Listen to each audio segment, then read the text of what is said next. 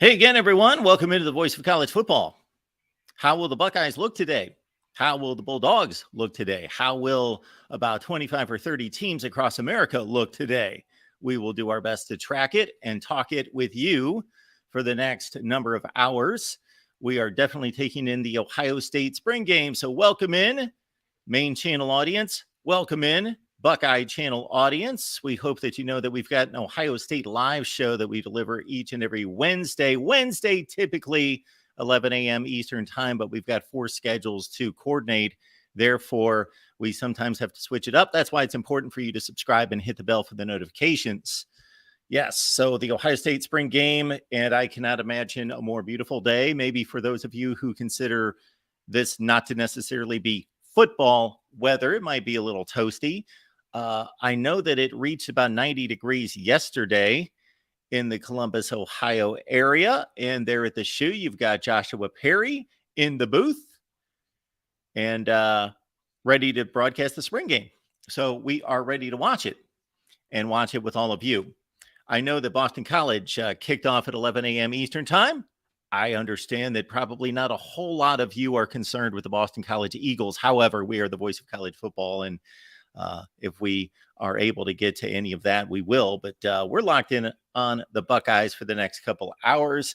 And keep in mind that we've got the phone lines open, and I will get the link to you so we can talk Ohio State football and talk all of college football. This is not just Ohio State, talk all of college football with you for the next few hours. And then we will figure out the rest of the day because there are spring games everywhere. This is the biggest of the spring day games. This is the biggest of the spring days, let's say, spring game days in regards to all of college football. We will run them down a little bit later, but all sorts of teams in action today, and we will size it up. In particular, in the Big Ten, I know Michigan State and Penn State are on the docket for 2 p.m. Eastern time. We will take your comments and questions. Also, I will get you the link and you can call in and we'll talk Ohio State football. And again, all of college football is on the board. Bring your folks in, family, friends, people you don't even know on social media. Let them know we're talking Buckeyes and we're talking college football. Let's see how this secondary looks. We're getting a shot right now of Denzel Burke and also Davison Ignosin, the Ole Miss cornerback transfer. And certainly we want to track his work. He is coming into his junior season from Ole Miss. Again, much expected of him, as well as Jihad Carter at safety, the Syracuse transfer. So we're coming up on some spring football from the shoe.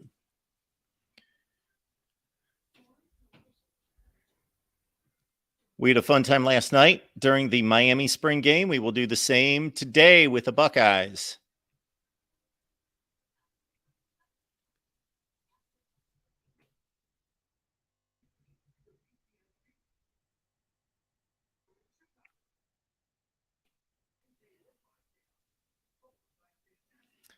All right, let's run down the comments while we're in commercial break here. Justin, appreciate you being here. Anyone get a free stream to the game? I don't know.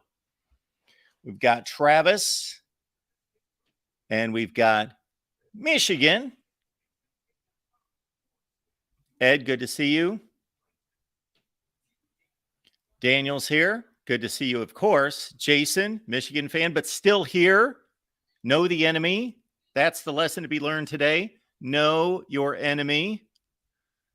Also, keep in mind that there's Michigan State softball coming up on Tuesday night. If the Big Ten Network's going to deliver the game for us, I guess I'll give them a free plug there. Although you would much rather be watching our Iowa and Nebraska live streams at that point. Manimal, good to see you.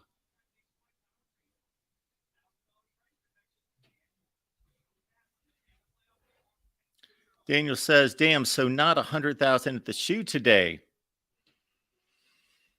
Yeah, the weather's phenomenal. I don't believe that there's going to be any issue with weather. I don't know what they were projecting there. You might have gotten that from the Big Ten Network. Obviously, does it matter?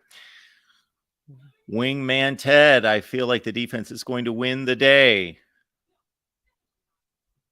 especially with the weak offensive line this year.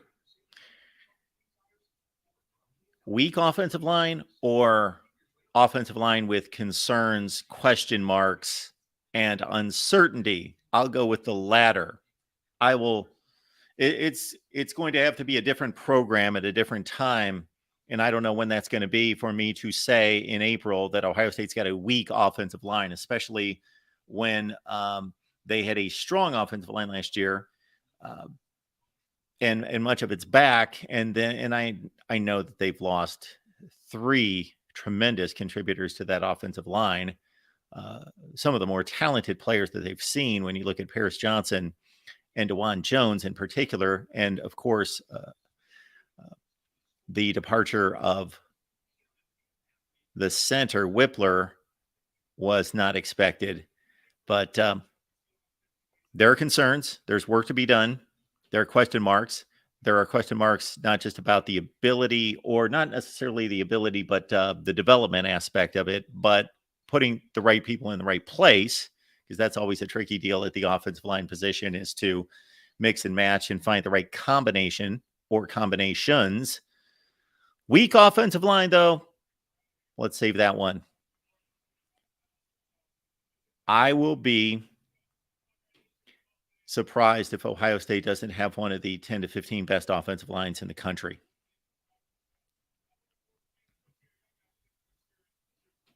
Ed coming in strong early. Ed not waiting to like deep into the third quarter on this one. Michigan is Ohio's trash dump.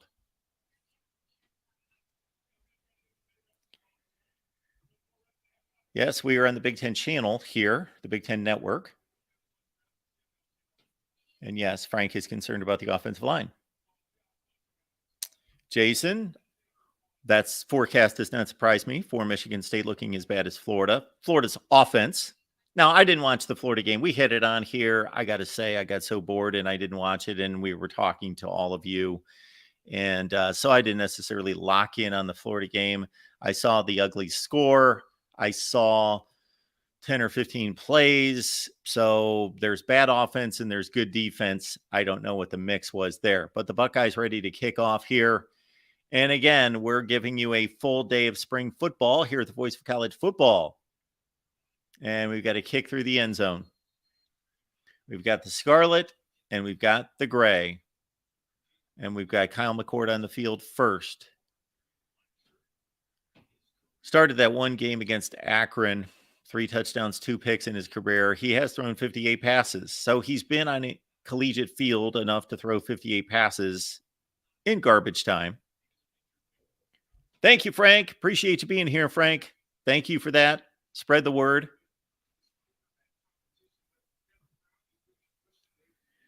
Michigan Rick's here. Michigan Rick, good to see you. All right, let's get to the ball game here, or the scrimmage, or the practice. Jackson's checking in. Buckeyes with a single setback, and that was not a poorly thrown ball. Well, it could have been a poorly thrown ball. I think he was just throwing it away because Marvin Harrison Jr. was just blanketed on that one. So Denzel Burke, it's a good little start for him. Doesn't mean a whole lot, but he was there and he completely overplayed that. And if that ball is thrown on target, it's picked off.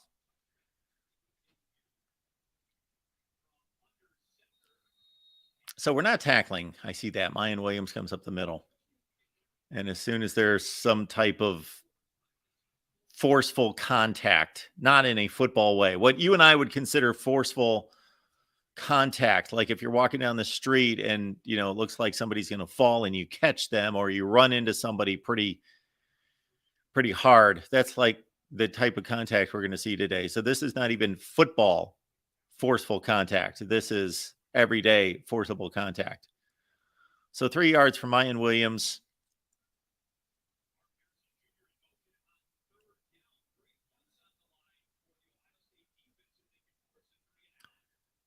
All right, so nobody's open again. So kind of difficult to judge Kyle McCord on the first 2 passes because just nobody open, and he almost threw a pick there.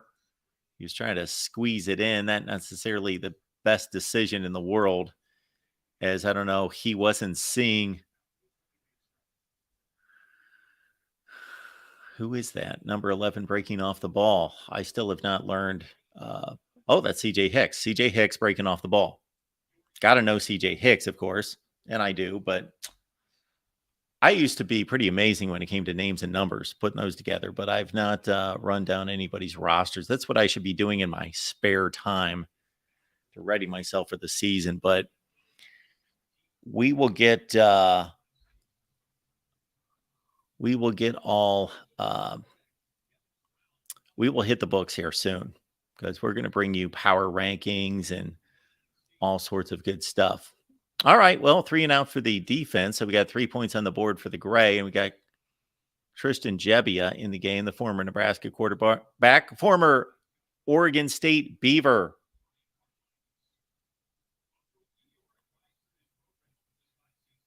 Wingman Ted, there you go, inexperienced offensive line for the most part.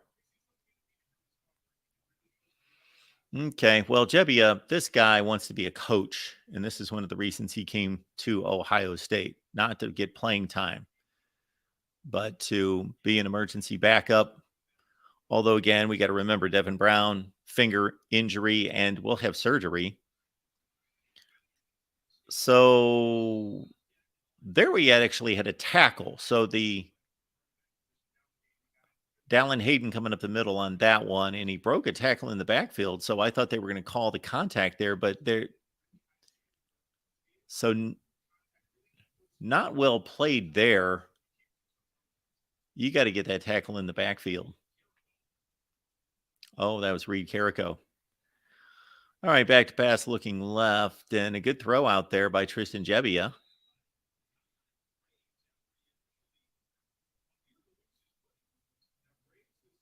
Kion Graves making an appearance. And nice little hookup on the left side there. Perfect pass and pocket and catch. And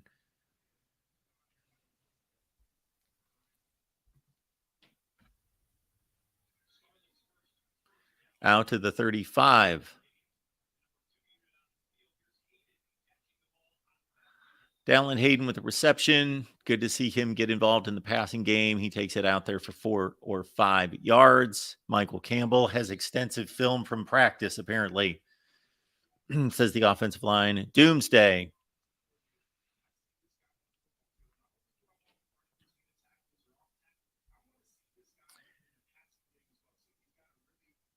Second and 5.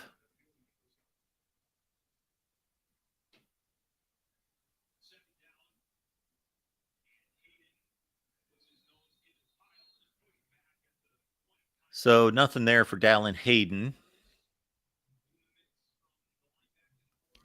Connor!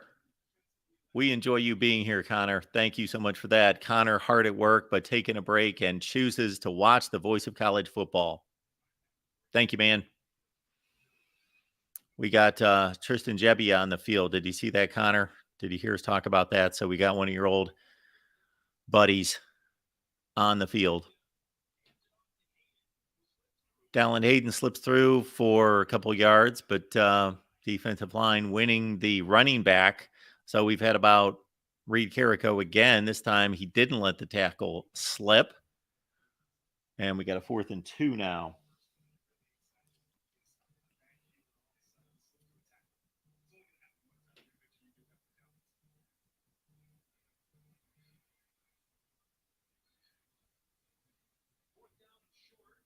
Fourth and 2, and that's going to be a stop. So we're going to see some points go on the board for the Scarlet. I got to think that's a 3-pointer for the Scarlet with the stop on defense. So not a good start in the running game for the offensive line. They passed blocked well on a couple of occasions there.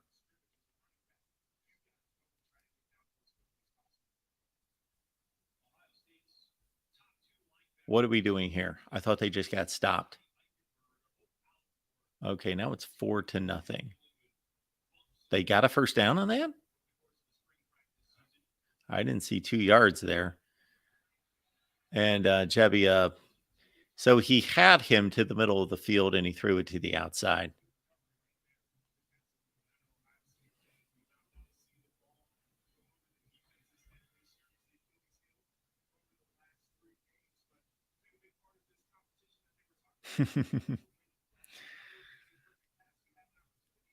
Hey, Javon, how you doing, man? Good to see you here. Ferris on the line with us. Good to see Ferris and the Rod Farva, of course.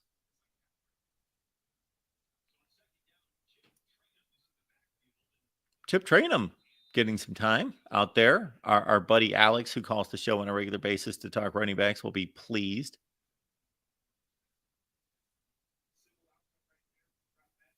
Jebbia delivers again, but this time, well, that was a catch, but it should have been caught the first time. But he did haul it in, kept his concentration.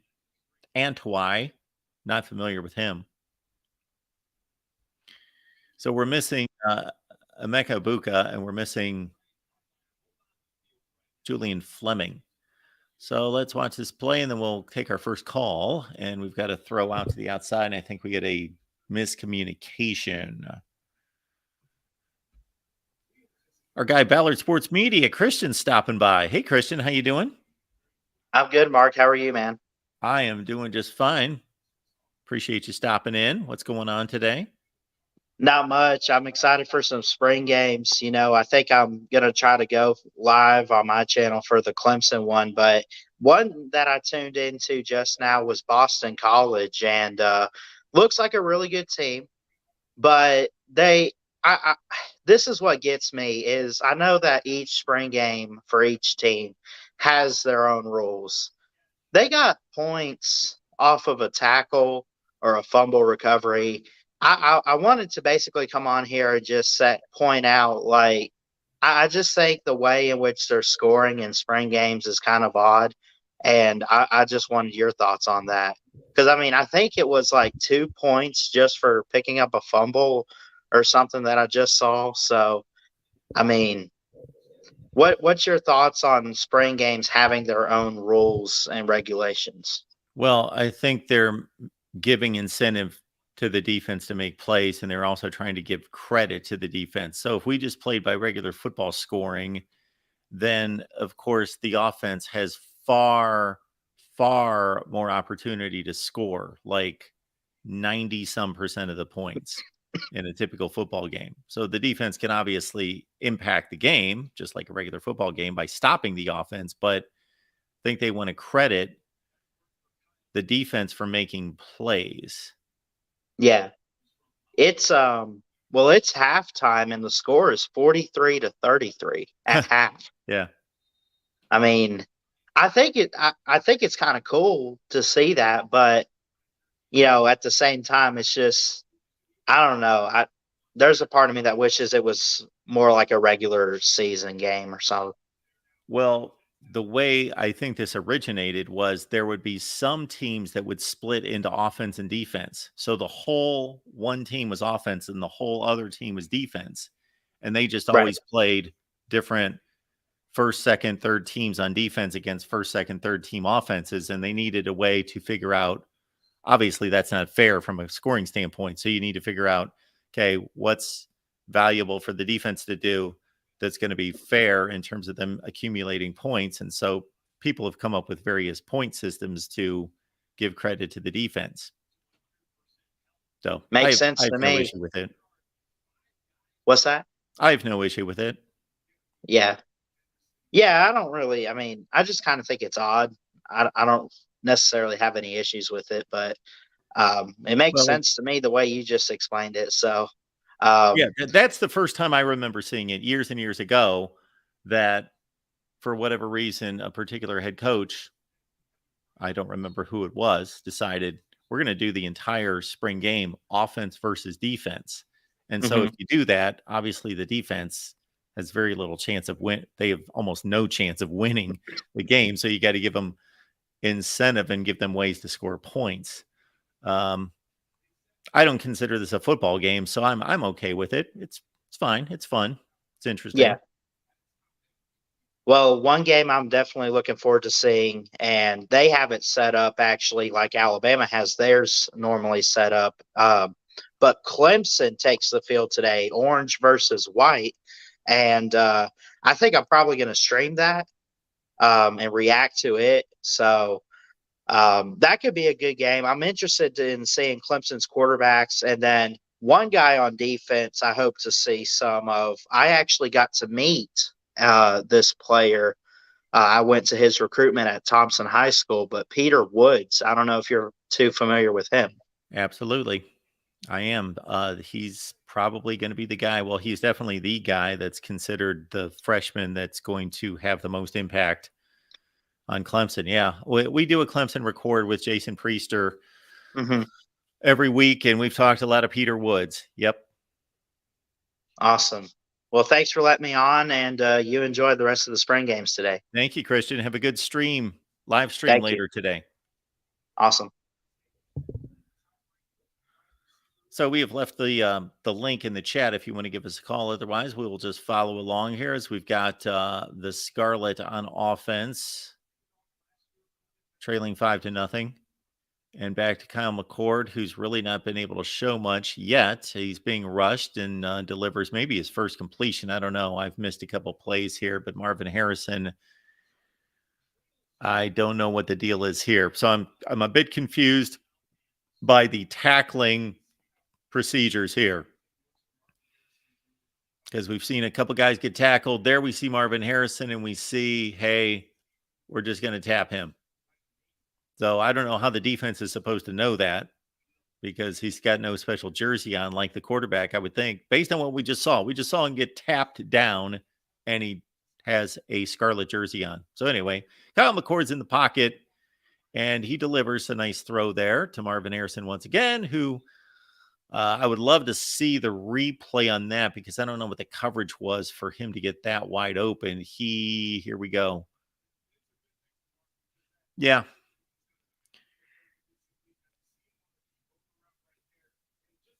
Yeah, they were playing a zone, and that was way too easy. Way too easy. So that's a play, and we always have this debate. Did the offense really look good on that particular play, or did the defense look that bad? Well, the defense looked that bad on that play. That should have been a connection there. That should be second nature between these two when we look at McCord and Kate Stover on that one. So that was not a well thrown ball. So Kyle McCord not looking the best thus far, but let's not go crazy.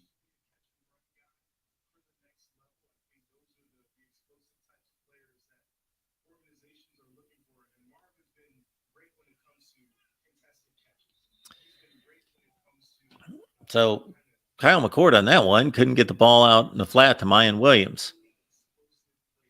3rd and 10. One practice. This is one session out of 15, everyone.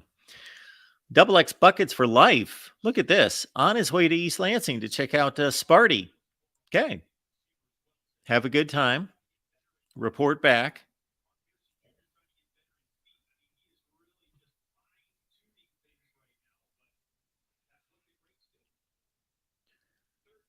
McCord on a 3rd down, and that was really strong coverage. Had a Denzel Burke again on Carnell Tate.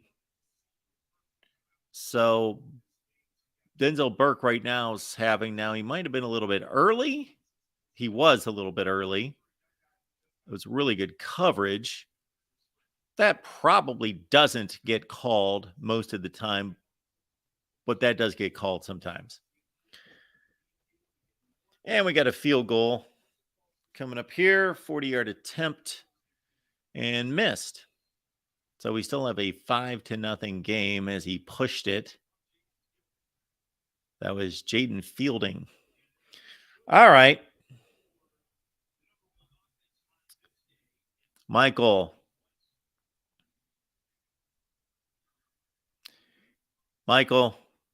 you know we love you. And we know that the Ohio State offensive line has question marks. but I do find it amusing coming from a fan base and considering the levels of the two play by the two teams in the last 20 years. Until we see differently, there's not much of a comparison between the two programs right now. We shall see. Chip Trayanum, of course, we got to see him against Michigan. That was kind of a surprise move by the Buckeyes. I think he had 17 carries in that game, and he looked really good, but he doesn't need to be your feature back.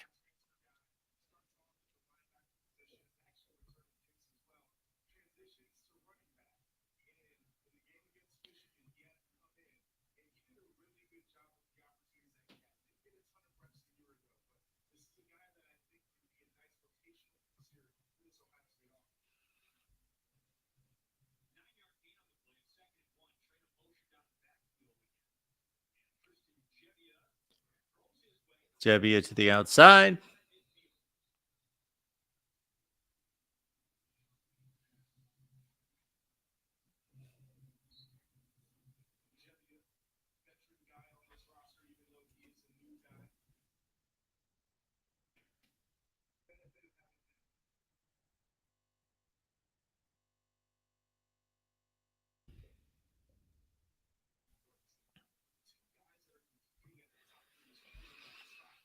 All right. We got a 1st and 10. We got Chip back through the middle here. Nice gain. Broke some tackles. Pushed some guys around.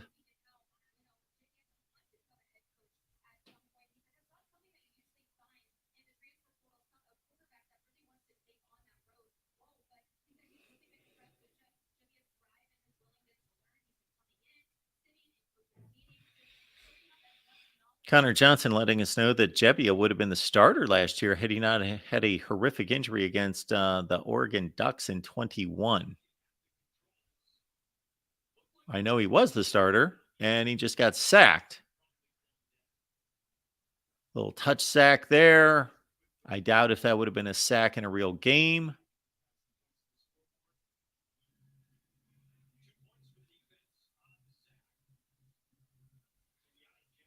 Kenyatta Jackson, he's going to be counted on this year. Daniel is telling us that Reed Carrico needs to hit the weight room.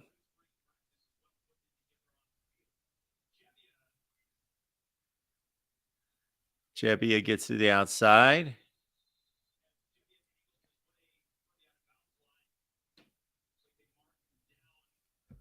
Who else is in here? Felipe, good to see you. Connor back with, I think it was just assumed he was going there to learn from the coaches, but he'll compete. Yeah, maybe you're right, Connor. Nobody is giving this guy any opportunity to start with the other two quarterbacks in play. So that has not been talked about at all in terms of Tristan Jebbia being a legit possibility here. But based on a very limited sample size right here, he's throwing the ball better than Kyle McCord. But again, that's a extremely limited sample size.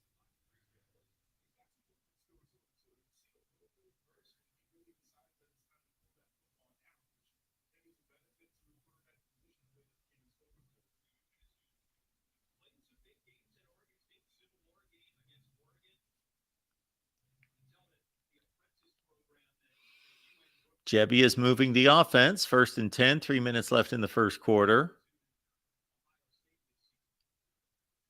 And a nice little design play, but it wasn't blocked. So Michael Campbell's going to jump on that one because that was a poor running play from an offensive line standpoint. Understand what they were trying to do. They had the two H-backs on the left side, and they both slanted and blocked right. They blocked down, and they should have had a nice little wall formed for Chip Trayanum, but nothing. Lost a yard. Okay, well blocked play by the offensive line there. Yeah, David, this defensive line, should be phenomenal. They should be really good. They should be as good as any defensive line in the country. They should be.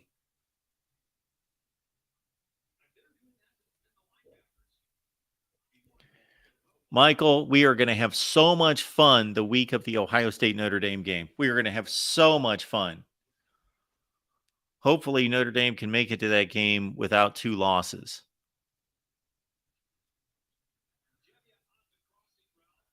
Is Marshall on the schedule this year?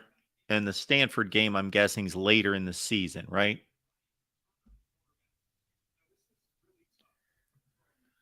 Colby, is Notre Dame still too scared to join a conference? Well, the powers that be of college football, which there is no powers that be, would be nice if they did form to force that move. So Jebbia, little short completion there. And they don't convert the 3rd down, so we got a 4th and 2 field goal.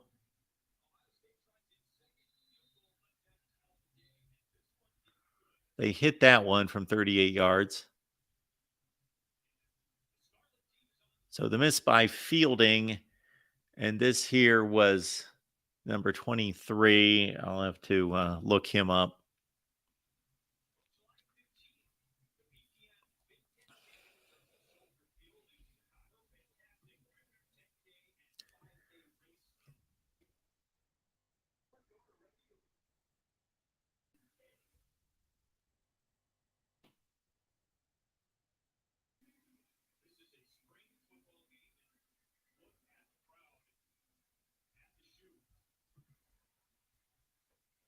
Ryan Day said something about 75,000 people there.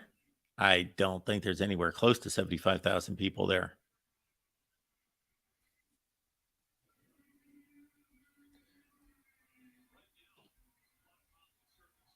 So we've got some little ceremony happening right now that involves Marvin Harrison Jr. Did he win some kind of an award? Well, he probably should have won the Bolitnikoff. Who won the Bolitnikoff last year? Who won the Bolitnikoff?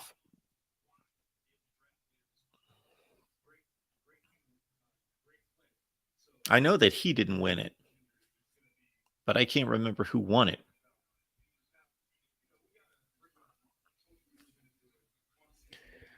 That can be easily looked up. Jalen Hyatt. Thank you, David. Tennessee wideout.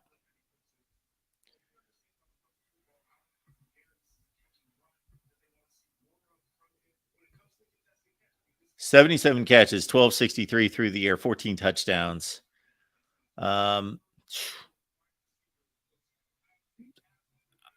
There might have been one throw. I can remember one slant against Michigan that he dropped.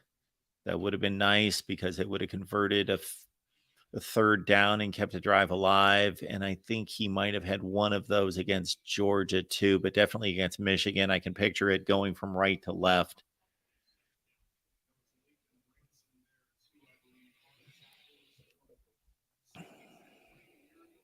How many of you degenerates have rewatched Ohio State, Michigan? I rewatched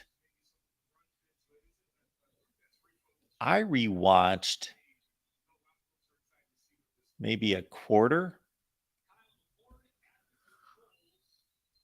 I always think about all the games I would like to rewatch from last season, but never get to it. Cody Simon, of course, is going to be relied upon heavily. So we've got Arkansas getting started here soon, 1 o'clock, and Clemson at 1 as well. That's an ACC Network Plus game. So I have contacted everyone that we have a relationship with that has a spring game today to see if we can do some kind of hit with them sometime today. So we're a quarter into this one at the shoe, and we've got a 7-3 score by unconventional means. But in addition to the Buckeyes at noon, Cincinnati at noon, Arkansas and Clemson at 1 Eastern, Georgia Tech at 1, Mississippi State at 1, Pitt at 1. Later today, Michigan State Penn State both play at 2 p.m. Eastern time. The Penn State game on BTN, Michigan State BTN Plus later in the day. Texas, Virginia both kick off at 2, as well as Wake Forest and Tennessee at 2:30 Eastern. Tennessee, I believe, doing more of a Florida State type of deal where they're not necessarily playing a game, just a lot of scenarios. Arizona State, Ole Miss, USC at 3 Eastern. So they're playing out at noon out there in Los Angeles, which, of course, that's going to be covered by the Big Ten Network at this time next year. Virginia Tech at 3 on the ACC digital platform. Florida State, the same thing at 4 Eastern. So I'm going to do my best to do some level of recaps. And again, I'm not going to recap what happened necessarily just on the field. It's going to be more of a forward-thinking recap, because I've certainly learned through the years that for me to recap a spring game that was played 6 hours ago is just dumb and pointless. But to basically say, if I take in the broadcast and then just kind of take in the broadcast and then kind of put that together with, personnel gains, personnel losses, and do a little bit of a season preview. Buckeye fans, you may want to stay tuned. 2 p.m. Eastern. It's Penn State.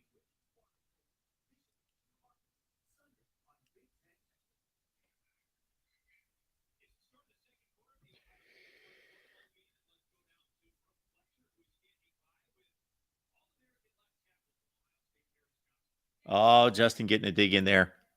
Brian Day saying they'd score 100 on Michigan was a 4-year plan. Yeah, nobody really pinned him down on that one. Antoine, in the immortal words of Donovan, which one, Mark?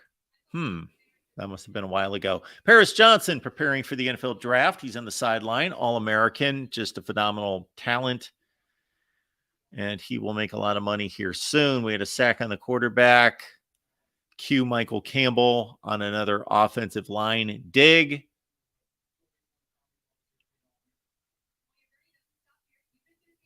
Tyleik Williams with a sack. He's feeling good about that.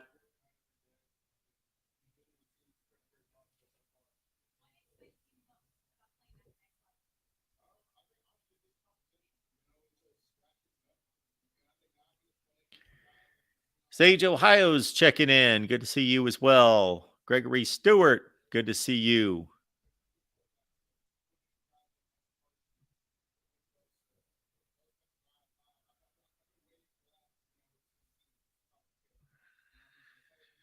That's what most of us think, Ferris, that Penn State is going to be pretty legit this year.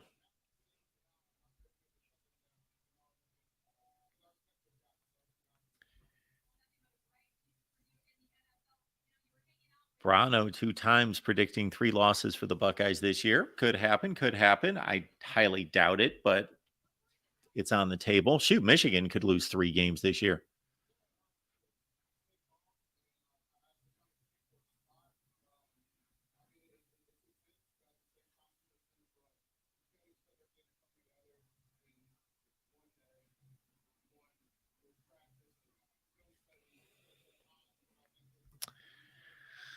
Troy V, in all fairness to Ryan Day, that hang 100 was for 2020 when Michigan ran and hid with their tails between their knees. We'll never know if they would have, because the meat chickens wimped out.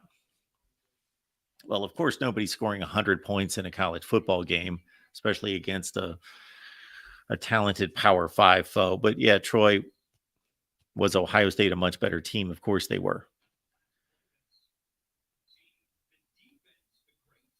13-3 Gray.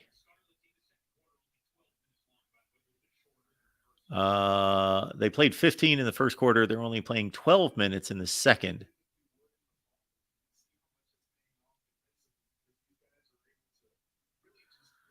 Good defense there.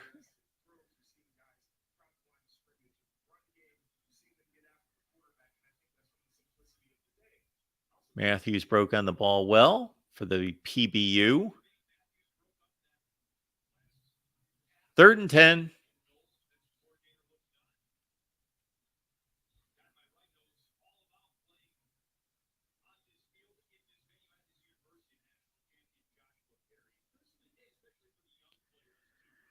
Third and 10 at the 21.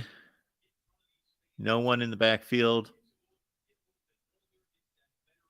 McCord, show us something. Throws it short. Okay, what is that? What is that? What's going on there? Okay. Unless you're pretending we're setting up a scenario and we're not actually at the 21-yard line.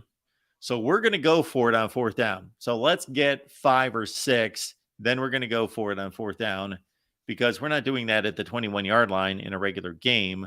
If they're doing that, if that's what the thinking is, fine. But if they are truly, and they're punting now. So does anybody else catch the idiocy of the last play? They just threw a 4-yard pass, which again, there are 4-yard passes and then there are 4-yard passes. 4-yard passes when the guy's in the clear or it's a crossing route and he's got a chance to make a move or cut up field. Yes, but a 4-yard pass when there are 2 defenders right there in the flat, that was just, don't want to make too much out of one play, but 3rd and 10, and they throw a ball for 4 yards in the flat on a pass pattern that's not designed for the receiver of the football to catch and run. I think we had a question coming in from Colby on Florida. Colby says, what do you think about Napier at Florida, Mark? Does he get fired after this year? Well, I don't know. What's his record going to be this year? I don't know if he's going to get fired. I'm not projecting Florida to have much of a season. I haven't made any predictions, and will not make any predictions until August, but Florida does not. And I'm not even counting what we saw the other night. Florida's not a good SEC team. They were playing in another conference. They were playing in the ACC. Then their prospects would be different. But in that conference against that schedule, considering that they've got a trip to Utah and Florida State's on this non-conference schedule, it could be ugly for Florida. And yeah, there's a possibility that if they go 4-8, that he is done. I can see Florida not tolerating and not giving another chance to a 4-8 coach after a 6-7 season. So yeah, that's a possibility. That is not out of the realm of possibility. I'm not going to say it's likely, but I'm not going to say it's. I would say that if Billy Napier goes to a bowl game, he's safe.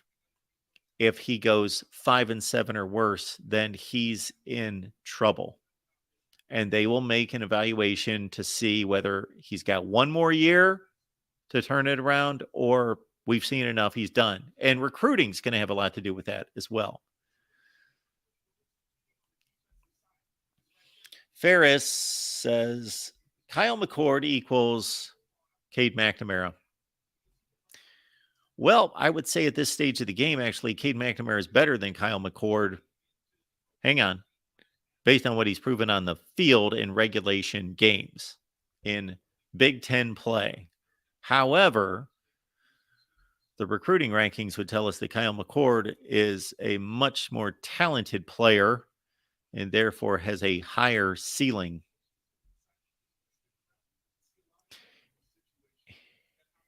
If somebody asked me today, you've got a team and you need a starting quarterback, you have no other options, we're only giving you this option, Kyle McCord or Cade McNamara. If I was trying to win a championship, I would say, well, give me Kyle McCord and I'll take my chances. If you were saying, You need to win 7 games. You need to go 7-5 to keep your job. I'd say give me Cade McNamara. So there's a ceiling floor aspect to that statement.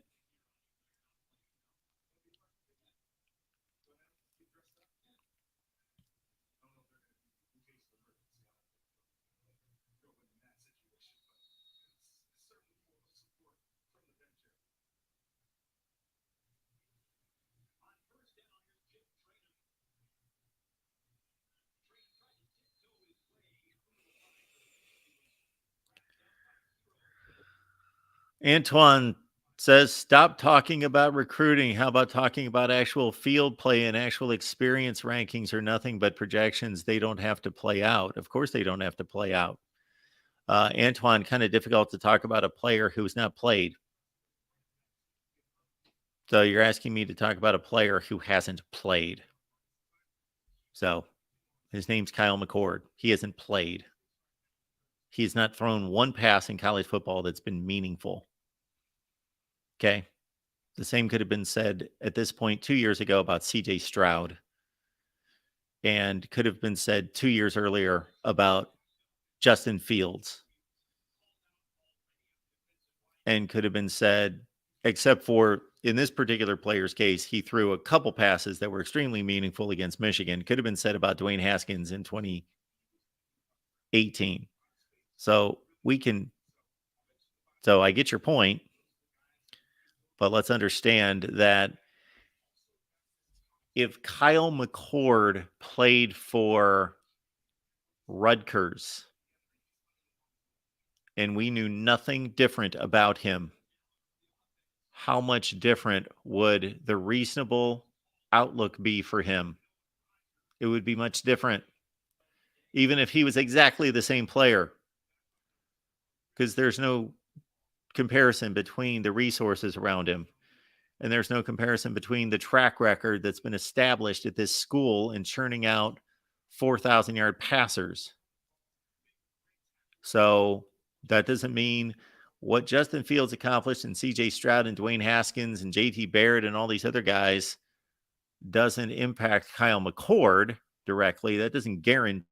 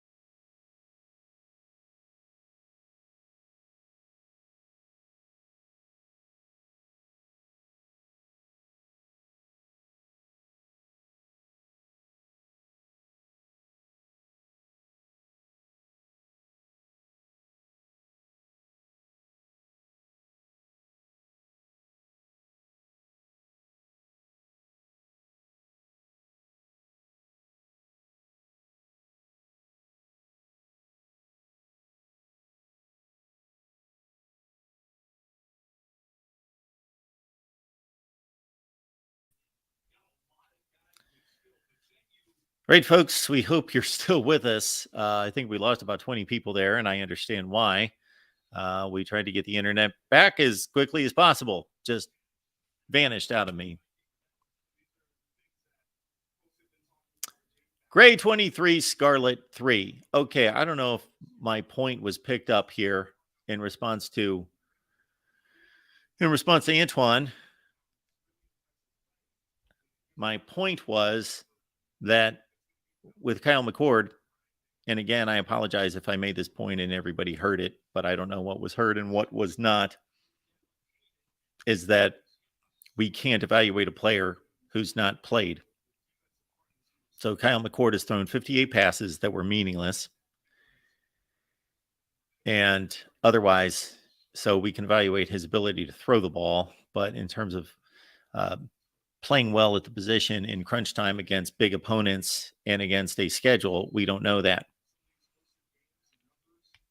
So what we can trust is that the track record says that Ohio State develops great quarterbacks. And Kyle McCord is in the same situation as all the tremendous quarterback play that we've seen over the last decade at Ohio State, and specifically under Ryan Day. Okay. So if Kyle McCord was at Rutgers, he could be the same exact player himself. He himself could be the same exact person and player, but we would have a different outlook. We should have a different outlook on his potential because of the lack of resources around him and the lack of talent and the lack of a track record of coaching and development. 2 years ago, CJ Stroud was in the same position. He actually had less experience. 2 years prior to that, Justin Fields actually had probably just about the same level of experience, a lot of garbage time play. And years before that, it was the same deal with Dwayne Haskins. So all I'm saying is that I cannot vouch for Kyle McCord because he has not played against a reasonable opponent. But what I do trust, or what I tend to trust, is Ohio State's track record because of excellent coaching and because of talent.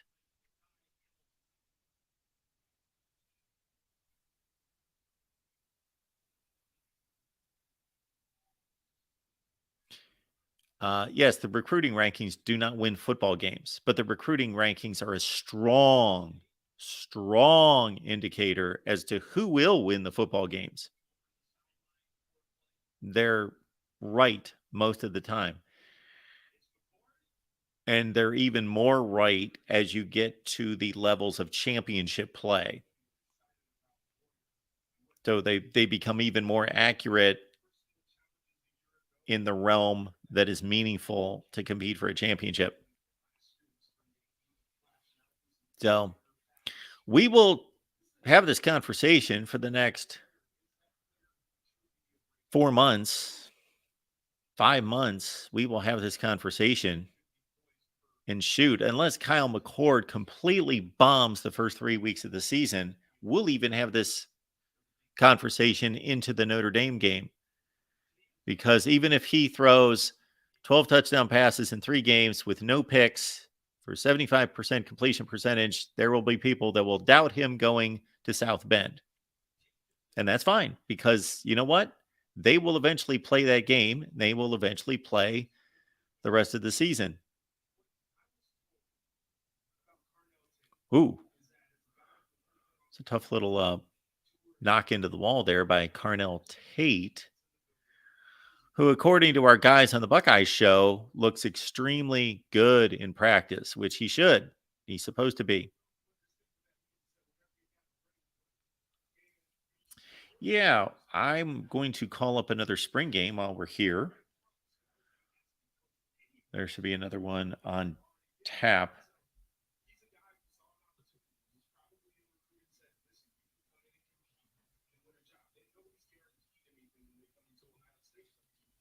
We'll see what we've got here.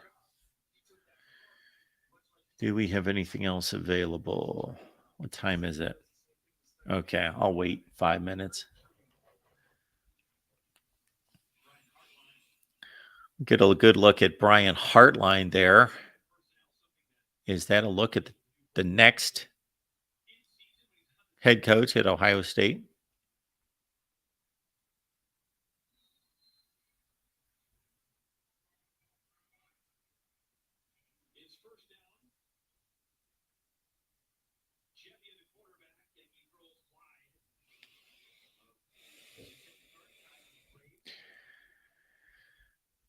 Our guy Michael says the recruiting rankings are pro Ohio State. Okay, Michael, that comment makes absolutely no sense. It's absurd.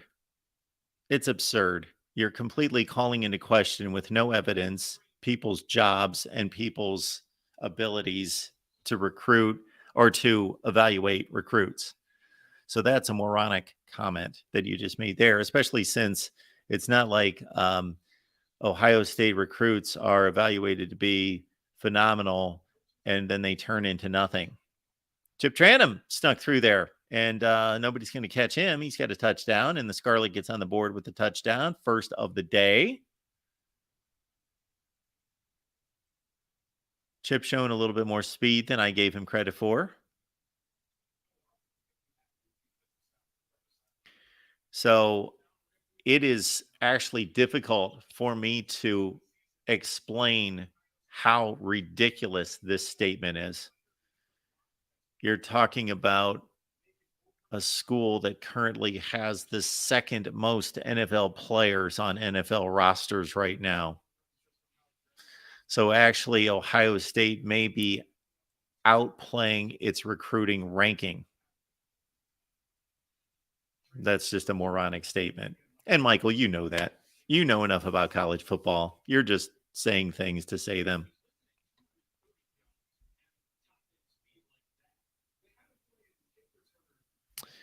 Felipe says Michigan has top talent all the time. I don't really understand that comment exactly. Top talent all the time. Felipe, would you give us a call here at the show? I would like you to explain that statement. Antoine's got some, as always, Antoine always has some astute football knowledge to lay on us and a number of points to make. The link is there for all of you to talk to me. So if you have any issue with anything I stated, would love to hear from Michael. Would love to hear from Felipe. Antoine would love to hear from any of you. So please join the show.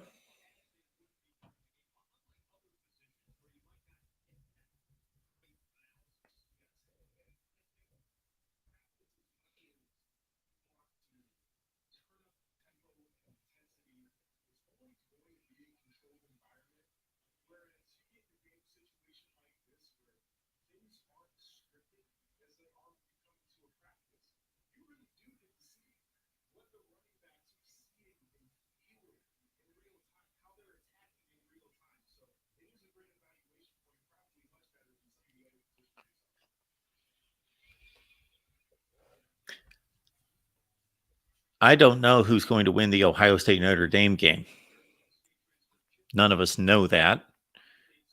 I do know some Ohio State folks that are awfully bullish on the Buckeyes for obvious reasons. There are a ton of Ohio State people that say, hey, this is going to be really interesting, and we're going to have to see the starting quarterback, probably Kyle McCord, play 3 games to see how he's doing going into South Bend.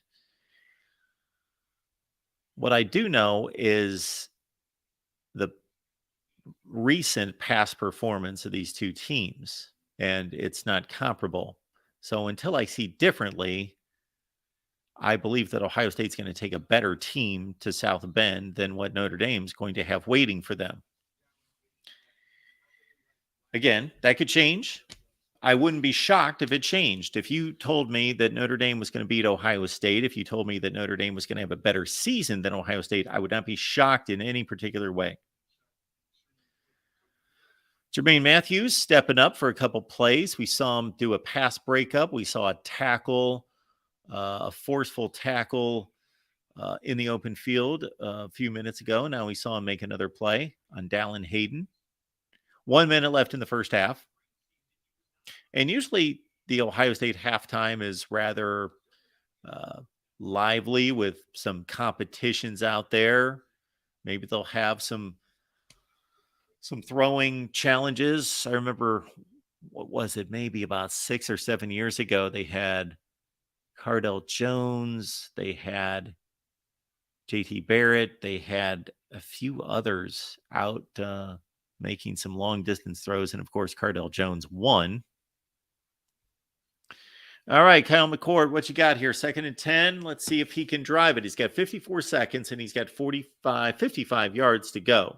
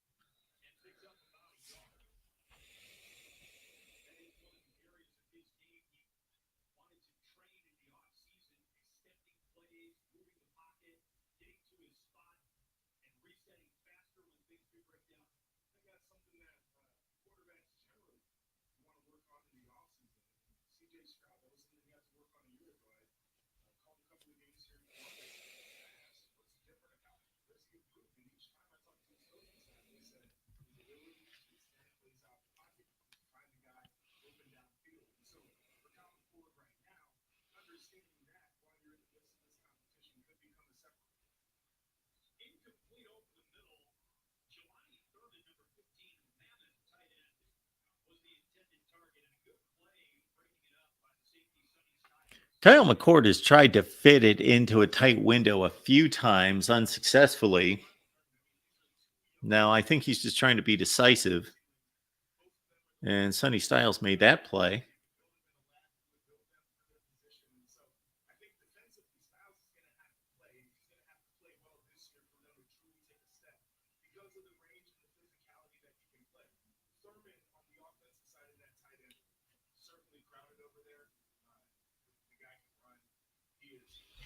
So they did not get it done on that series, and they're going to have to punt. So I wanted to see Kyle McCord with 55 yards and 55 seconds to go put together a drive, and he failed to do so.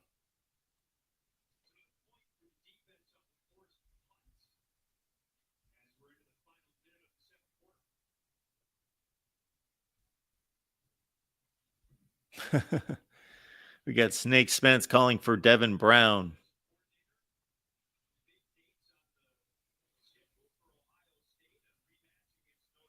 Looking at the Buckeyes' schedule.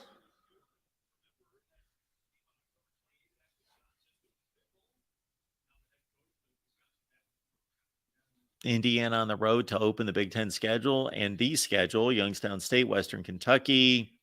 Then they've got a cakewalk against Notre Dame.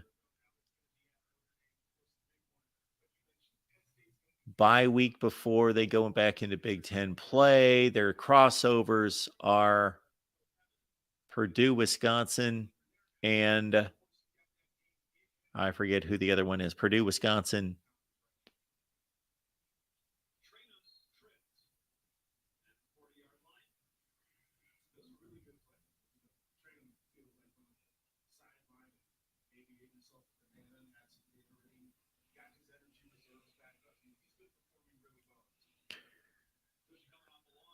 So now let's see what Jebbia does with the short clock and the field. Well, he's only got 11 seconds now. 2 plays.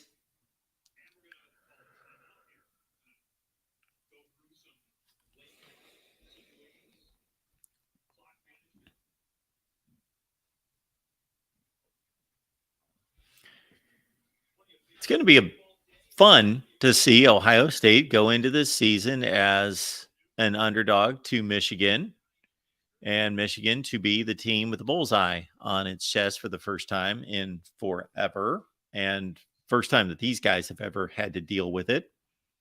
And it will be a fun dynamic for sure. Let's see what other games we can pull up. What else do we have?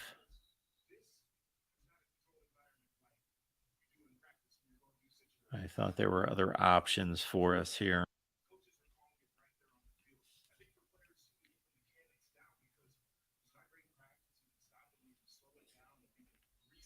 We do have a caller trying to get through. Hopefully they can. I thought that there would be a game that I could find at 1 o'clock Eastern. Jebbia rolls left. That's going to be the end of the half. No, he's got 5 seconds left. And I guess they're going to go for one more play. There's a sack there on the tap.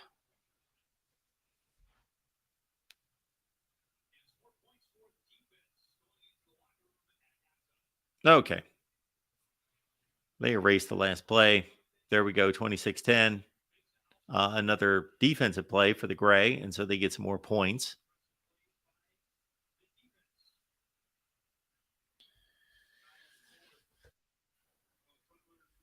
So coming up,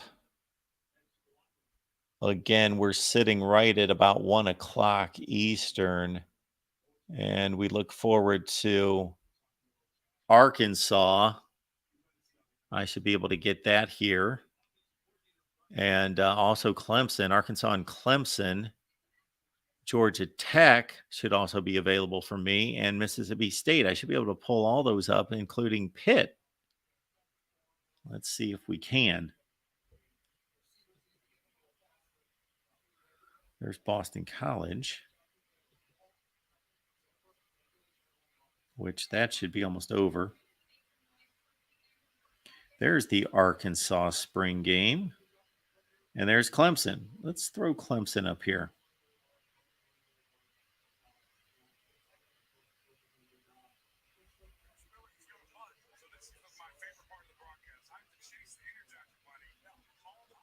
Okay, so we got Clemson on the field, orange and white, no score. They just kicked off. There's 12 minutes left in the first quarter. And it looks like I don't know who the other coach is opposite Dabo, or maybe Dabo. I think he splits the two coordinators, so it's probably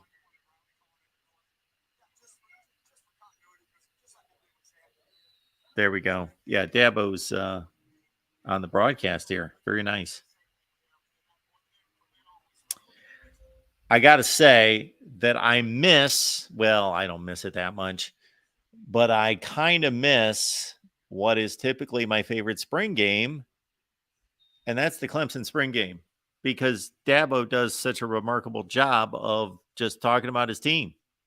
And he coaches a little bit, but he's basically out of the game.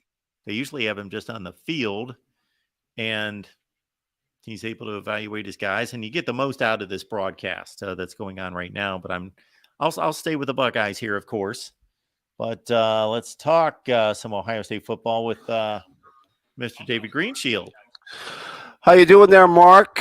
Watching a little bit of this first half, I find it very interesting, especially considering that Ohio State's sitting a lot of key guys here, in the spring. I think fans were, going to be interested to see, what the quarterback play looked like. I think at times McCord's made a couple of good throws, but he's been off on a few too.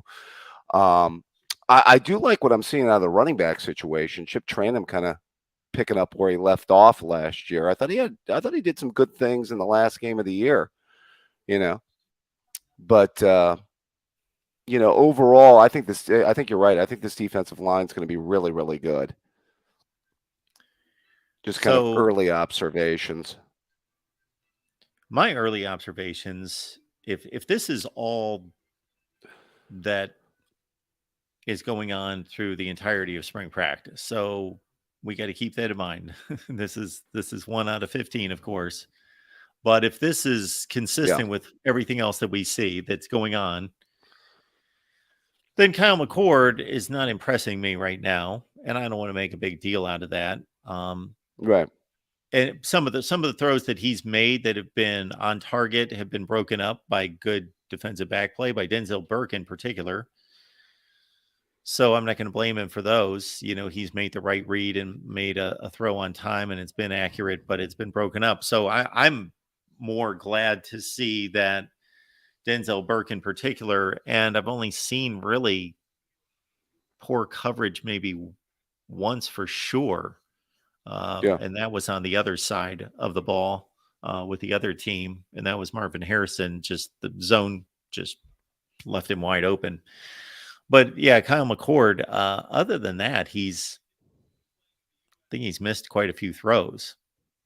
Yeah, he was off on a down the field shot to Ballard where I thought he Yeah. had Ballard had a step and he underthrew the ball. I thought that definitely could have been a better throw.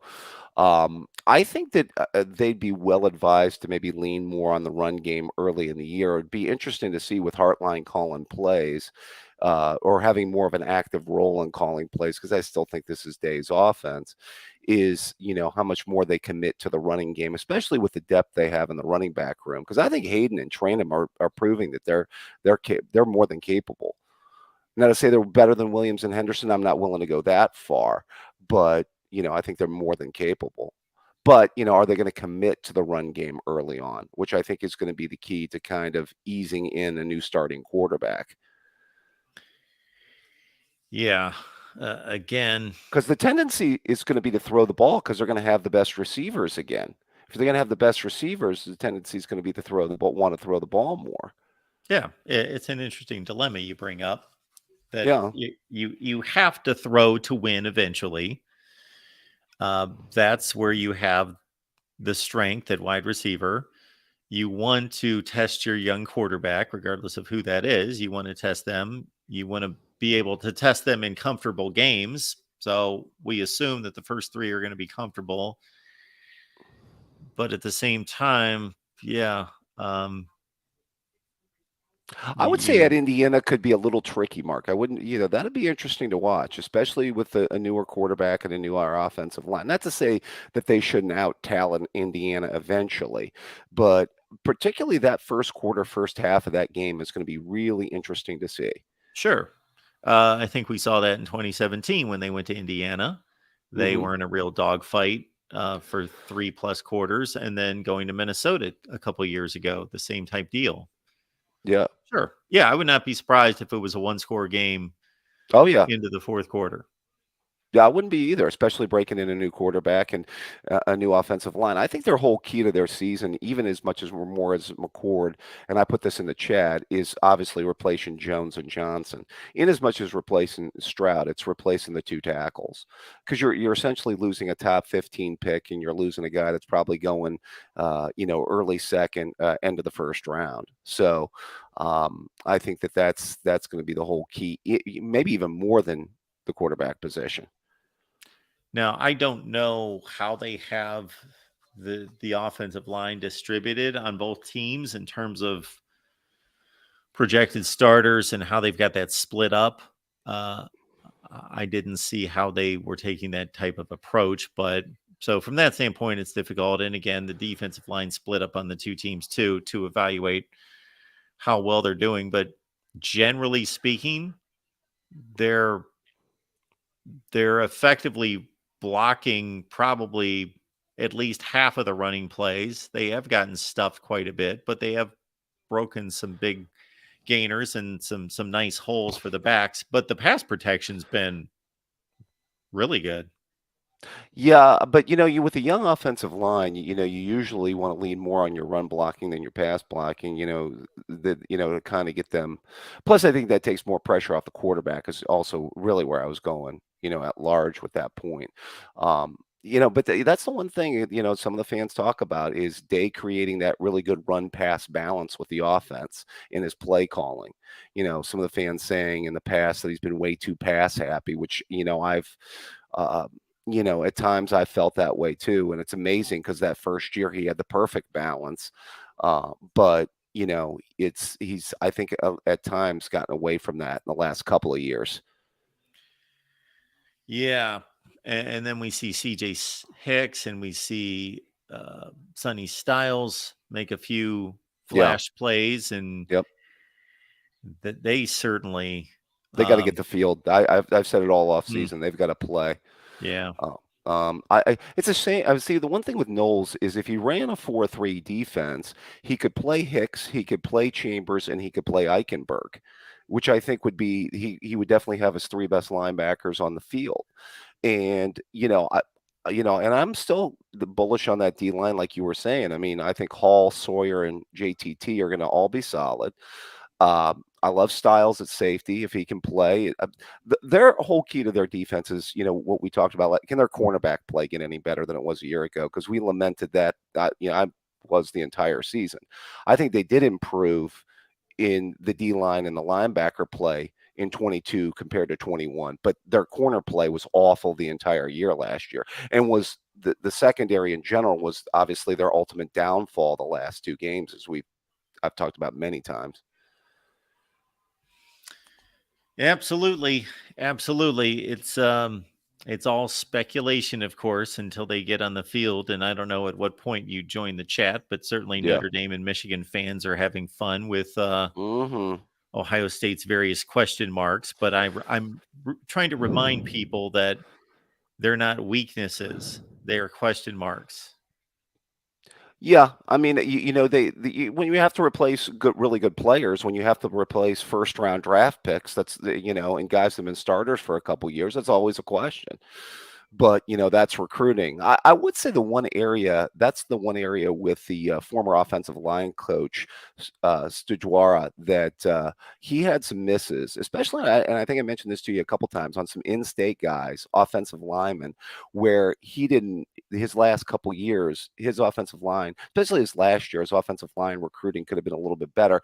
And this is where maybe you see that a year or two later. You know what I mean? Especially after you lose two tackles after their junior year, because they were only going to keep Johnson for 3 years. He was off to the NFL. He was like a 3-year and done guy.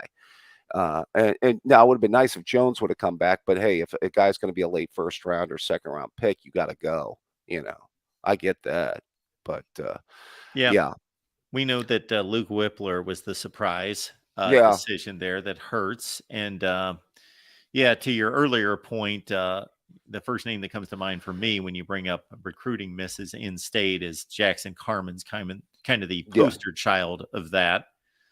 Well, but you know what, though, to be fair, though, that year they went out and they got Nicholas Petit-Ferrer, who was a really highly rated tackle and ended up being a solid player. So it wasn't like, well, they missed on an in-state guy and then they went out and got an out-of-state guy who ended up being almost as good a tackle and almost as good of a player. So, at the very least, they were able to kind of rectify that by, going somewhere else and getting another guy to come in and play for them. But, hey, I saw the list of the spring games. What's the game you're most interested in on the docket today here, Mark? So I would want to see the 3 Georgia quarterbacks. I want to see the 3 Georgia quarterbacks. And for points that I've made numerous times that maybe Ohio State fans wouldn't be too happy about. Always my favorite spring game is listening to Dabo Swinney and Clemson, because he usually stands on the field and he only half coaches, that's even being generous. And it sounds like he may even be in the booth for this one. I've got it right in front of me now. The sound's off, but I always like to hear Dabo. Now they're set at quarterback, so and they're really set most places. They don't have a whole lot to figure out. And I'm not saying that they're going to compete for a national championship. I'm just saying, based on the conversations I have with our Clemson guy every week, they don't have a whole lot to work through compared to other teams. Dabo's on the field with a microphone right now. Yeah, they're interesting to me, Mark. I thought last year would kind of be an interesting year after a slightly off 21. And then I always felt they were kind of, getting by most of the season. And then they did get exposed, at Notre Dame, I think.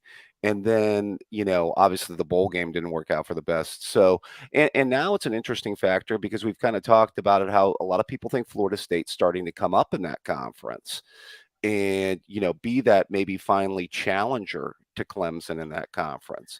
In fact, I think a fair amount of people are picking Florida State maybe to win that conference, if I'm not mistaken, right, Mark? Yeah, they're going to be in that top 5 to 8 range, it appears, in the preseason rankings. Now, my question about Florida State is, generally speaking, that the good things that are working for them is that they had a number of NFL draft possibilities that all turned their way. Yeah. Jared Verse in particular, their edge rusher, and also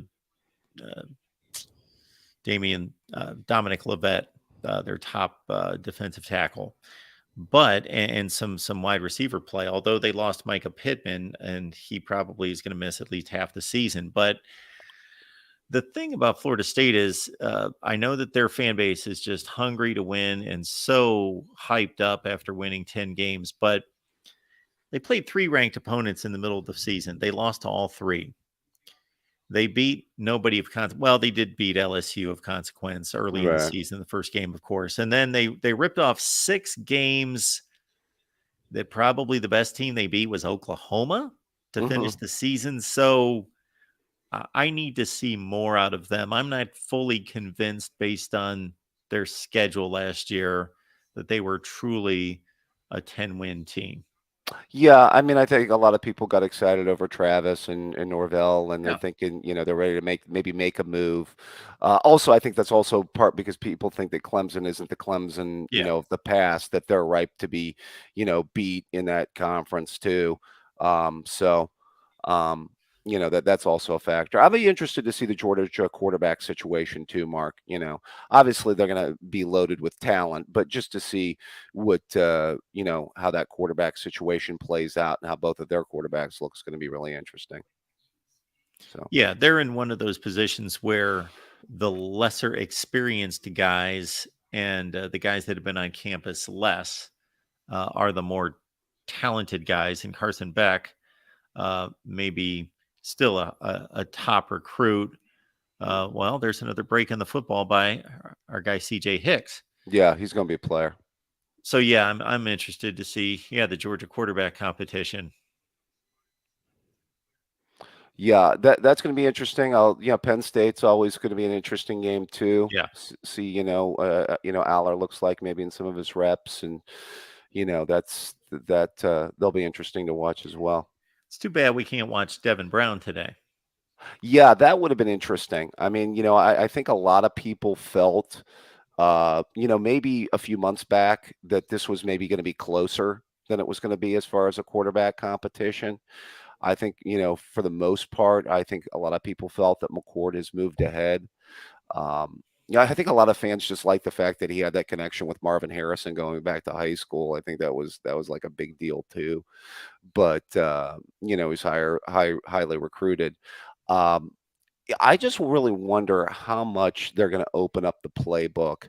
Because there wasn't a lot of down the field shots today. I would, like you've seen in some spring games. There's a few, and like I said, he underthrew the one pass to Ballard, but yeah, that's going to be interesting to see. I mean, especially with Hartline's influence now on the offense, how much they really take shots down. Because the thing about it is, like I said, go back to it. You have these receivers. You want to be able to utilize their abilities. But, understand you've got a younger quarterback and you've also got key pieces that you need to replace on the offensive line. So, I mean, to me, the run pass balance in their ability to run the ball effectively, particularly early, is going to be the big thing I'm watching offensively. So, Yeah, it would be interesting to know, at least for me right now, what this work distribution is going to be out of the running back position, because they've got yeah. 4 or 5 good ones, and I think we all tend to forget Evan Pryor. Yep. I don't know what his physical condition is right now, but he was certainly a top-notch guy coming out of high school. And the spring game, which would have been 2 years ago, would have been the Travion Henderson, Evan Pryor Yep. game, in which I thought that he looked really good, in particular as a threat out of the backfield. Yeah, I remember that. He made some plays in that game. Although, like I said, it's tough to really look at the spring game. And you remember Justin Fields had a very bad spring game, as they had Yeah, said. And you look at the spring game and people get, and then guys have great spring games, and conversely, they're never heard from ever again. yeah, Bam Childress blew up in a spring game once. He was never heard from again. So if you're going to let the spring game be the be all end all, you're probably, barking up the wrong tree. So Bam Childress made a few plays in his career. yeah, but hardly a standout. Let's put it that way, Mark. No. No. I would say that. I like me some Bam Childress, but Now the delayed impact of a big spring breakout was as we see Garrett Wilson there on the sideline yeah, was Michael Thomas, that's who had a right. huge spring game, and then that wasn't the season he broke out. So it was like a year and a half later, and that I had forgotten about him. Does Jaden Ballard have some Devin Smith vibes to him, or is that a little too much? Oh, yeah, I didn't really. Maybe it's That just because wasn't he a wore thought. number 9 and went to Yeah, Massillon. As I'm yeah, going down yeah, that road, I guess, right? yeah. Now So that was a well executed play by the offensive line. see, that's what I'm saying. Lean on the run blocking. I mean, they've ran the ball. The run blocking looks like. I mean, they've just let some pass rushers get in there. As early in the game, guys have been able. Some free rushers have gotten in there and gotten after him. Yeah, I like what I saw from Trainum last year. He probably should have gotten more. Well, him and Hayden. I'm not going to relitigate that, but because I already did. But again, that's back to the play calling as we talk about. So Our old buddy Devere Posey's in the booth right now. very underrated Ohio State receiver Devere Yeah. Posey. Yeah, it's too bad he ran into the Terrell Pryor years and some of his inconsistencies at throwing the football down the field. If I'm not mistaken, yeah, he did have a nice career when given the opportunity. Yeah. And yes, it was tough on those receivers because they didn't know where Terrell was going to be, and the ball was typically thrown like a shot put and all of that. And Terrell Pryor was a tremendous quarterback. I just saw a list of BCS era quarterbacks, 1 to 100.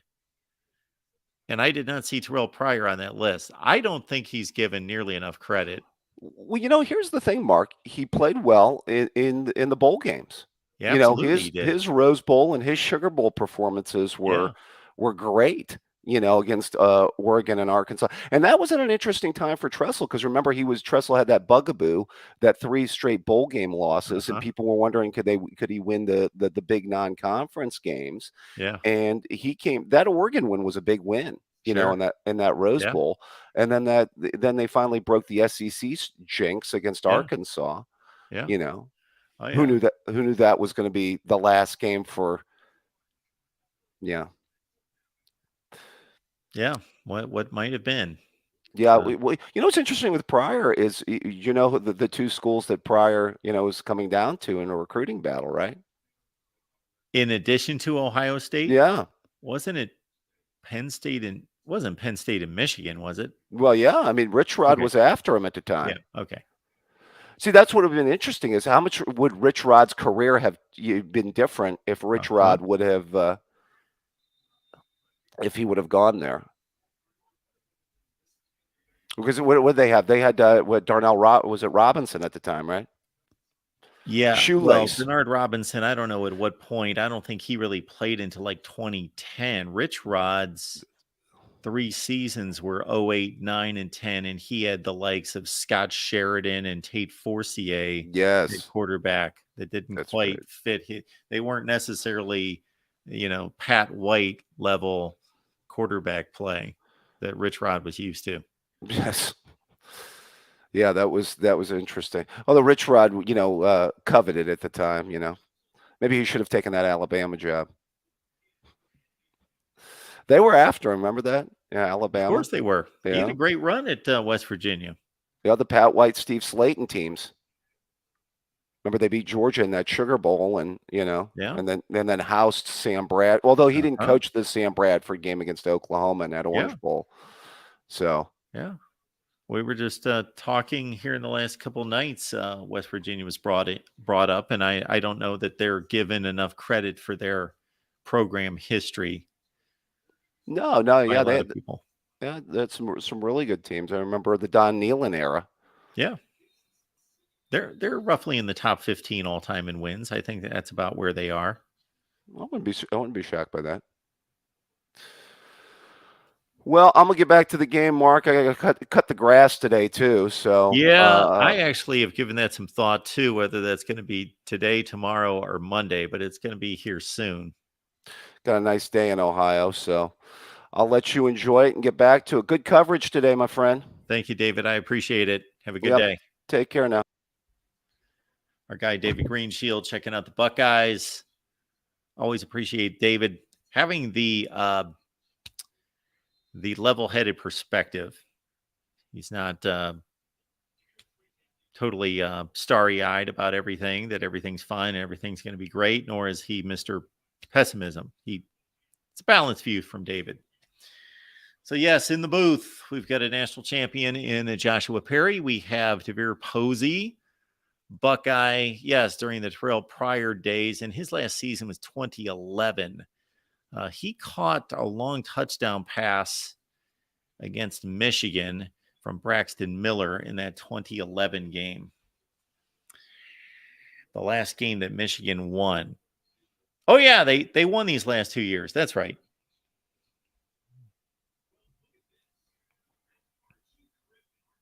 Oh, Archie Griffin. Look at this. Oh, man. Nobody's catching Archie. None of these guys are going to catch him.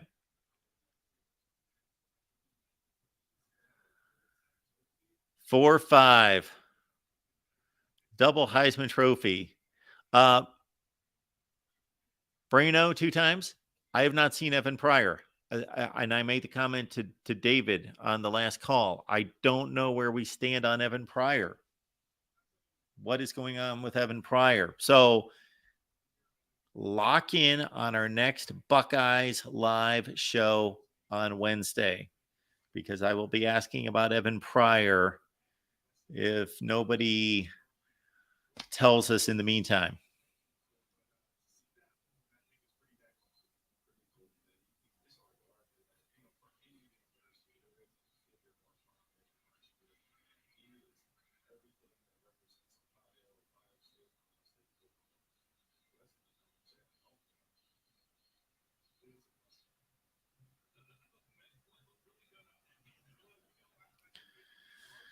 That was a clean exchange from McCord to Archie.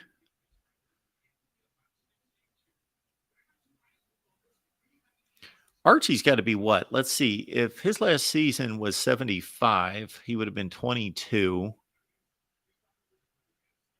So we're looking at what? He's 68, 69.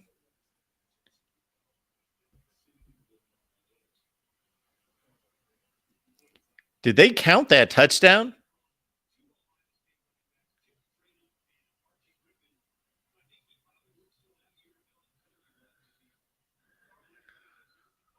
Let's see what you guys are talking about here. LFG, how is Ohio State's run blocking looking today? It's actually looking really good. Got stuffed a little bit early. But since then, since the first drive or two, and again, I don't know what the mix is in terms of first and second teamers on the two teams.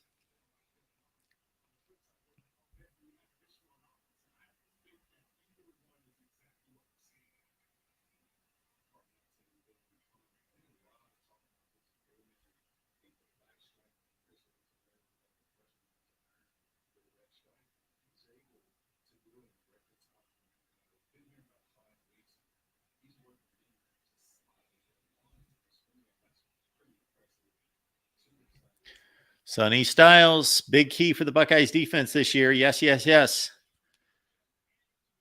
All right, Archie getting some airtime on the sideline. I think I've shared the story. I will not share it right now. Yeah, one of my bigger thrills in broadcasting was having Archie Griffin not just interview Archie Griffin, but he sat in during an entire sportscast. That was a lot of fun.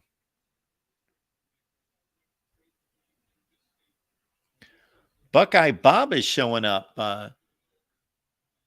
Buckeye Bob, good to see you. Thanks for being here. Appreciate you being here, Buckeye Bob. Unless there's more than one Buckeye Bob, but I believe this is the Buckeye Bob because he hosted our post game here at the Voice of College Football, OSU.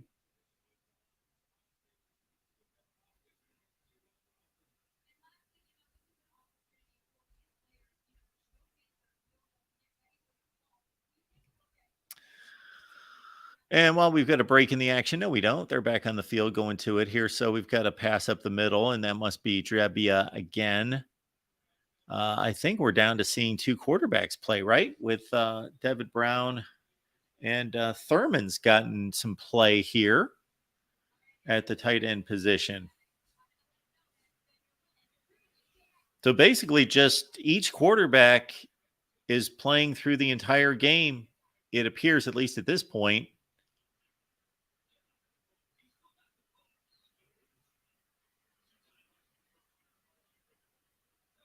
Two-time Heisman Trophy winner.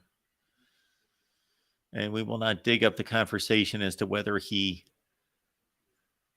earned the second one. All right. I want to remind everyone that we've got YouTube memberships here at the Voice of College Football. So you can sign up for those. Just go to the front page of the channel right here. It might be exactly where you're watching us right now.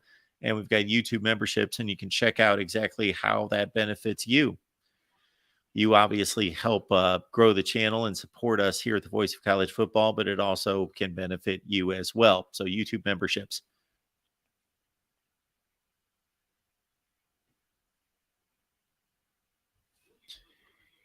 And also look into how a sponsorship will help you and your business. And even if you don't have a business, you can look into sponsoring the Voice of College Football, your show of choice, your content of choice. So hit me up at MarkRogersTV at Gmail if you're interested in sponsoring us.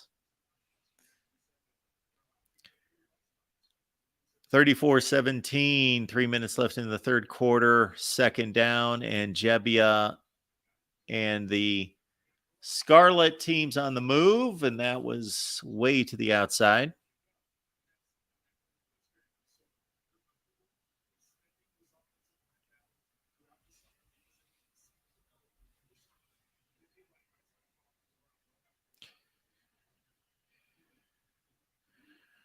The Clemson spring game is about done with the first quarter, and I can't say that I've really picked up much on this Clemson spring game, but we will circle back on the Clemson spring game and on a number of these spring games throughout the day.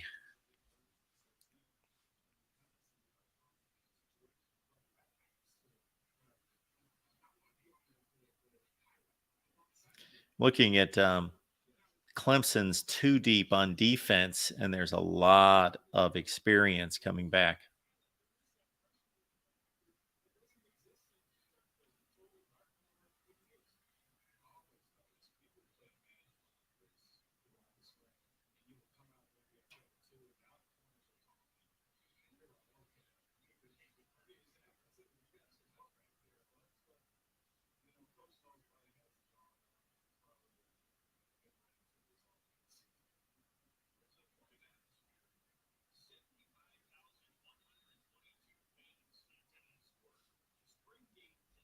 Okay, they're telling us that there are 75,122 people there.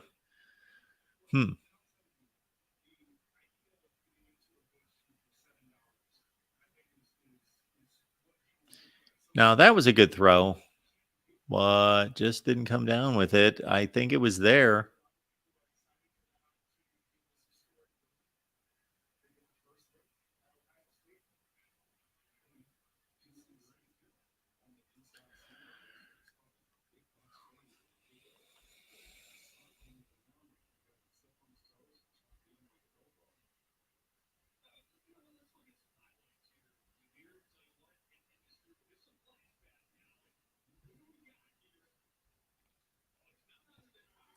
There's a little DeVere Posey. He had a nice career, 136 catches, 18 touchdowns.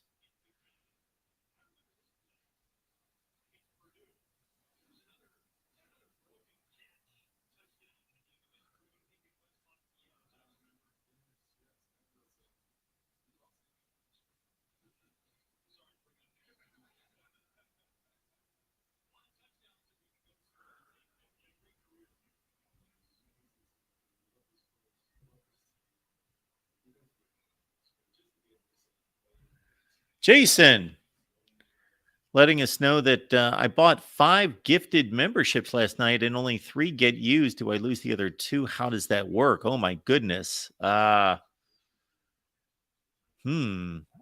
will have to look into that. I don't know anything about that. I might get my buddy Joey on that because he may know. And even if he doesn't know, he would be the one to figure that out before I did. But thank you so much for that. I didn't even know that that was necessarily a thing. Well, I did know that it was a thing. I just didn't know how anyone was getting that done. So, Jason, thank you so much for that. And let me get to Joey on that one.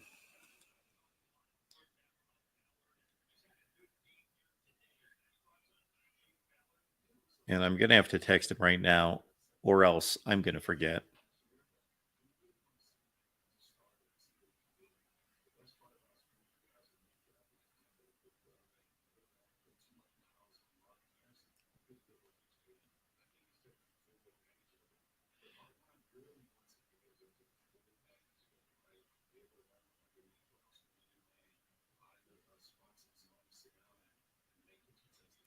But thanks, Jason. I'll get you a answer on that. And I know that if I would have waited to let that go, so I apologize to everybody for texting while I'm on here. But I got that communicated to Joey, and we'll figure that out. Cade Klubnik has been sacked a couple times, but he's 9 for 11.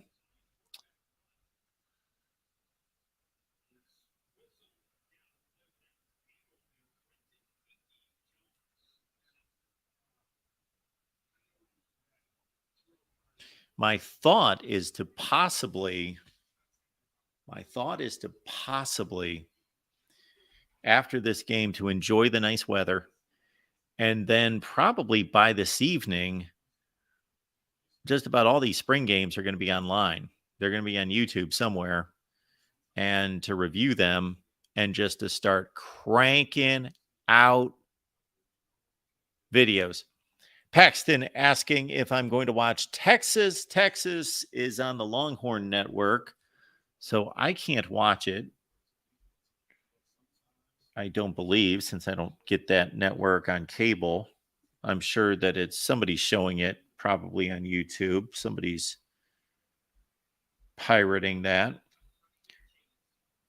In terms of my options right now, there's a lot of good options here. Pitt, Clemson, Arkansas, Mississippi State, Georgia Tech.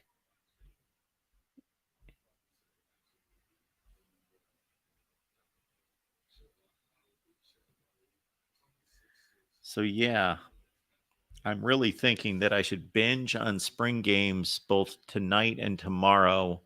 Not necessarily to review the spring games or to give you some kind of recap like it's a game. That's just dumb. I'm not going to give you instant analysis on a spring game, but it's just going to give me a lot more knowledge to go on and to be able to kind of give you a way too early kind of projection toward August camp kind of deal.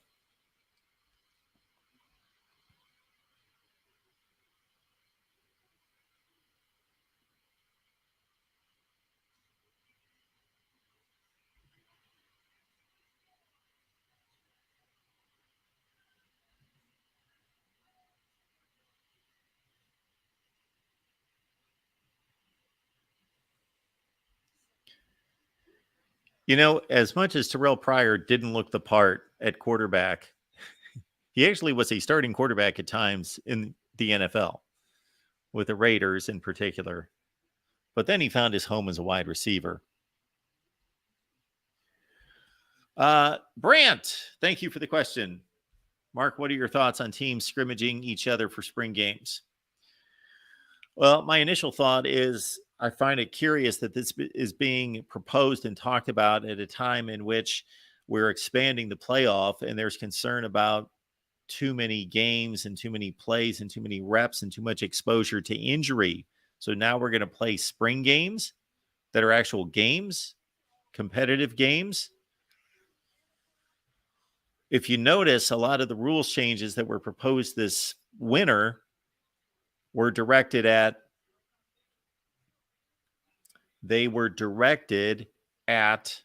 limiting plays. Why would we want to limit plays? Injuries. We all want more football, so we don't want to limit plays for any other reason except for to limit the exposure to injury. Well, then why would we be playing football games in the spring? So I'm not dead set against it, but it just doesn't seem to be consistent with everything else that's being pushed to prevent injuries.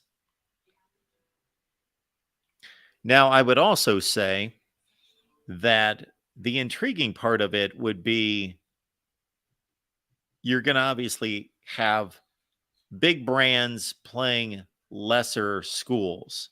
You're not going to have Kansas State and Minnesota playing a spring game. You're going to have Kansas State playing some, they're going to be playing some low-level group of 5 or an FCS school. So that's going to be the nature of this is going to be big brand against FCS or low-level group of 5. Well, the low-level group of 5 may take it more seriously, and I would be intrigued to see how some of these programs and some of these coaches are going to take this, because if you lose a spring game, if you're now Ryan Day's fine, Jim Harbaugh's fine, Dabo Swinney's fine, Ryan Day, Kirby Smart, Nick Saban, those guys, Lincoln Riley, they're secure in their jobs. But let's take some coaches at some big programs that are not secure. Mike Norvell a year ago. Mario Cristobal now. Jimbo Fisher possibly now. Neil Brown, West Virginia now. And we could go to a few other ones. Check out my hot seat video. What if you lose a spring game? It shouldn't matter. Nobody should care. Nobody should raise any questions. However, nice little touchdown pass there. That was Carnell Tate, who's had a big spring. I don't know who was covering him, but Tate with the touchdown and a well-thrown ball by Kyle McCord. Okay, that was nice. And so back to the question, what happens when a coach like Brian Harsin, I know he's no longer at Auburn, but a coach that is at a big program who's in an unstable, insecure, vulnerable position gets challenged in a spring game. Now that's up to him to determine whether I'm going by my game plan. We don't care if we lose this game, or I know that our fan base is obnoxious and they're annoying and I'm on the hot seat and I'm feeling the heat and we can't lose. That's what would intrigue me about that situation, would be the Citadel beating Clemson. Again, bad example there because Dabo's fine. But you get me on that one. Super chat coming in from Jason. Thank you so much for that. Jason asks, Mark, I know it's only a spring game, but are you concerned with McCord's play so far? I don't know if concerned is the right word. I think that's a bit strong. Let's see what he does here. Oh, they're showing a highlight reel. Let me see. This is the last touchdown throw, so I missed it. I wanted to review his throws again. Am I concerned? Concern is a little bit strong, but it's not good. It's not a good day. He just threw his best pass, and that was a very simple read. There wasn't even a read involved. It was just, I'm going to Tate. He's open. He's got a step or two. He had to throw a nice ball, but it wasn't a super, super tight coverage situation. And other than that, yeah, he's not had a great day. Not had a great day.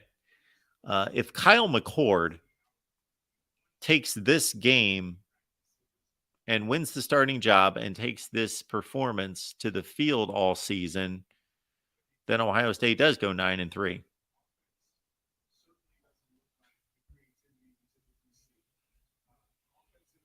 And Jason, you still didn't speak too soon because, yeah, he did throw one good ball there. And he's 17 of 32. So he's throwing some other decent throws, but most of them are check downs, the ones he's completed.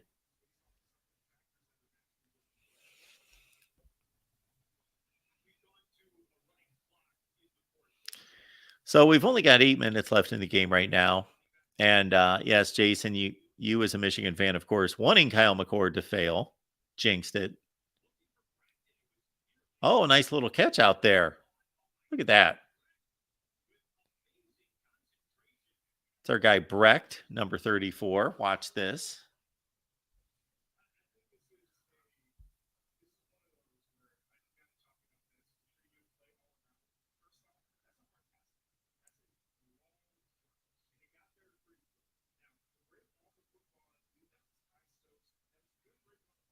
Kai Stokes is another guy that to look out for in the secondary. He flashed last year at the spring game. Nice throw here by Cade Klubnik to Briningstool. Really good throw.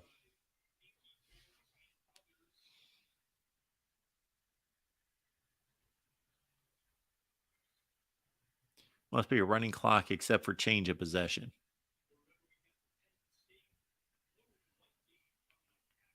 Yeah, David, it would have been mighty interesting to see Brown play just to make that direct comparison.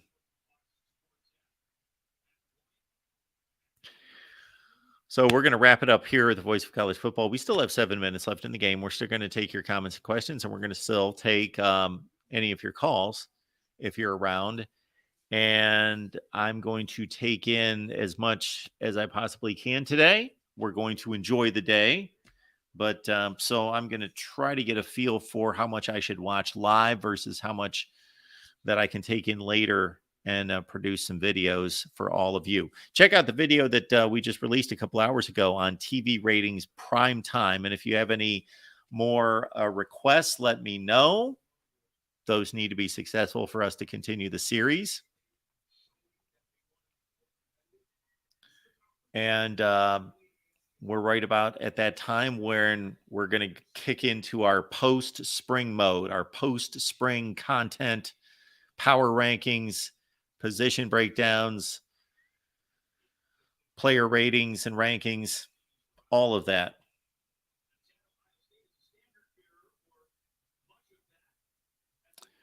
There's a drop by Carnell Tate.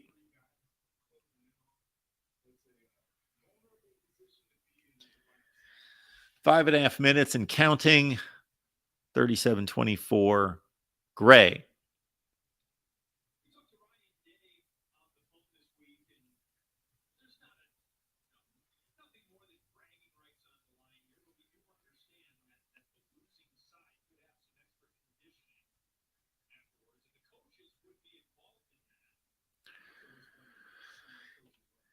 Guess the loser of the game has to do a little bit more conditioning. And that goes for the coaches too.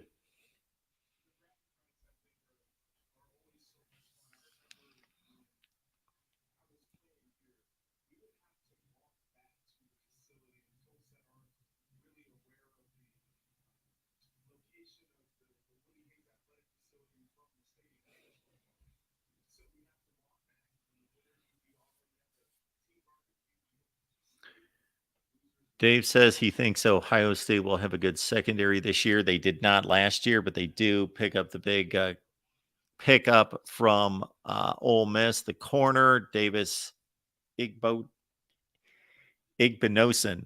is, I believe, how you pronounce his last name. Igbinosun, Davis Igbinosun from Ole Miss. I haven't seen anything out of him today. Nothing has stood out to me that I caught. And then Jahad Carter, the safety out of Syracuse.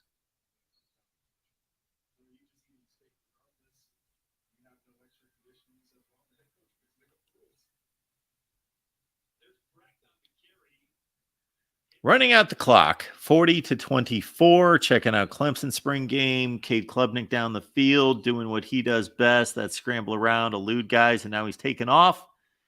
And he's down at the 2, 4th and goal.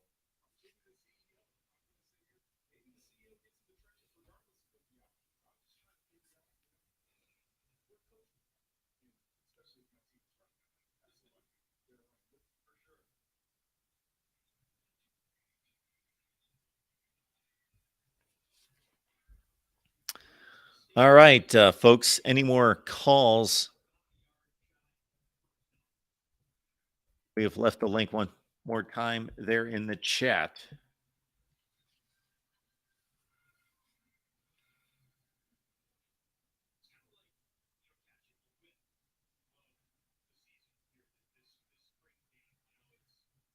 Under 3 minutes. We will not see any more from Kyle McCord. Apparently, I guess we could if they don't convert here.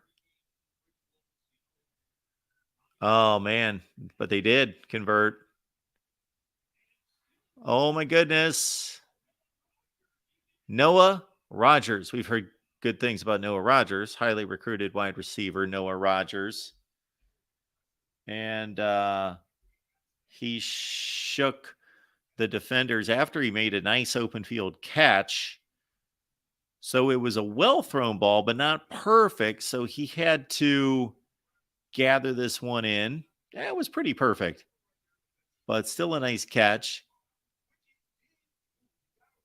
And one of the defenders made a good play to try to get that ball out, and it popped up in the air.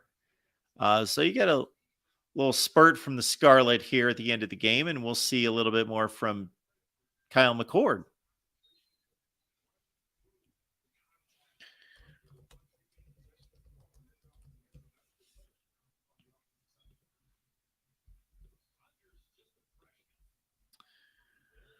So, John, Noah Rogers is just another young, talented wide receiver at Ohio State.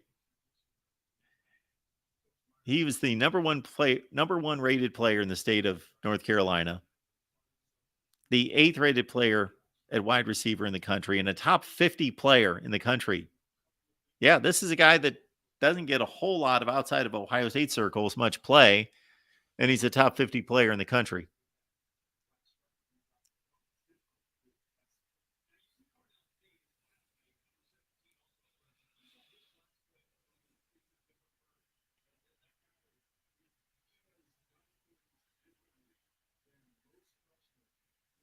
Michael will bring up the awful tackling. And you're right.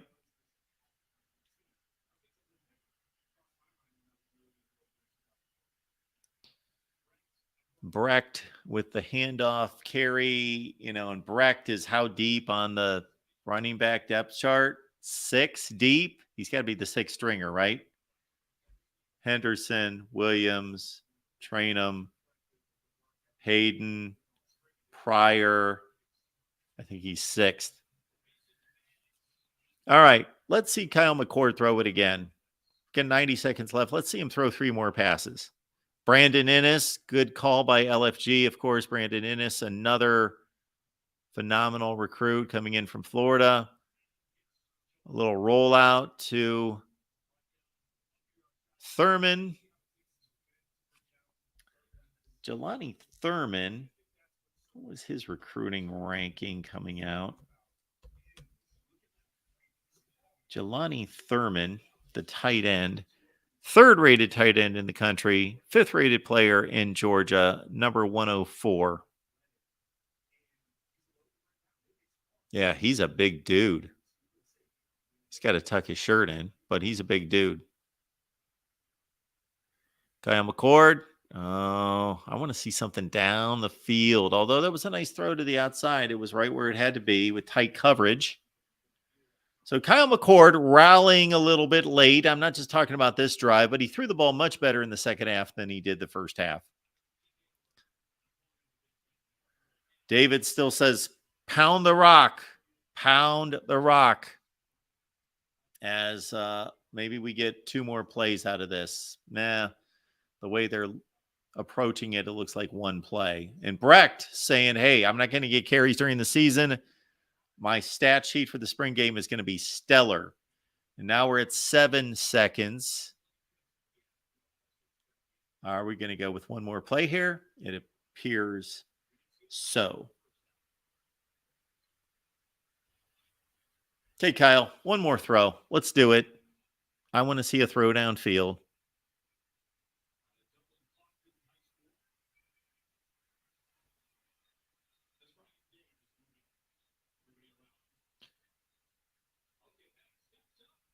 There it is. Tried to throw for the touchdown to end the game, even with a 9-point deficit, so they couldn't catch up there. But nice break by the defender on the ball. And I think Kyle McCord was basically saying, that wasn't the best decision to make if this was real. But you know what? Throw the post. There's double coverage there. Just throw it. It's the last play of the game. It's a spring game. We're down by 9. Just throw it. There's Jim Knowles, the most talked about man in Columbus, Jim Knowles. Folks, we appreciate you being here, the voice of college football. And again, my approach to the rest of these spring games is I'm going to take in as much action as possible. I'm going to take as many notes as possible because it's not about the spring games themselves. It's about the storylines, and it's about what indications we get during the spring games about going into the summer and into fall camp. So we'll be here, the voice of college football. I've got requests out to all of our various contributors on the various teams to see if we can pull them in for a conversation today as well. Thank you so much for everyone's contributions today. Thank you in particular to Jason, a YouTube member, and thank you so much for the contribution today, Jason, and also for the gifted memberships, and I will get you back word on that. All right, folks, appreciate you being here one more time. And again, this is not the end of our spring day coverage for this Saturday, the 15th. We will continue on throughout the day.